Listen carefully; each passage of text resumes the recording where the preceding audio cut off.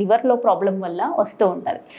చాలామందికి తెలియక అది చెట్ల మందులు అట్లాంటివి వాడుతూ ఉంటారు. లివర్లో ప్రాబ్లం వల్ల కామెర్లు రావడమే కాకుండా చాలా కారణాలు ఉంటాయి కామెర్లు రావడానికి. ఒకటి ఏంటి అంటే రక్తంలో ఏమన్నా తేడా ఉన్నప్పుడు కూడా కామెర్లు వస్తూ ఉంటాయి. లివర్లో నుంచి వచ్చే దారిలో ట్యూబ్స్ అంటారనమాట, బైల్ డక్ట్స్, అందులో ఏమన్నా ప్రాబ్లం ఉండి దాని దారి అడ్డుపడ్డప్పుడు కూడా కామెర్లు వస్తుంటాయి.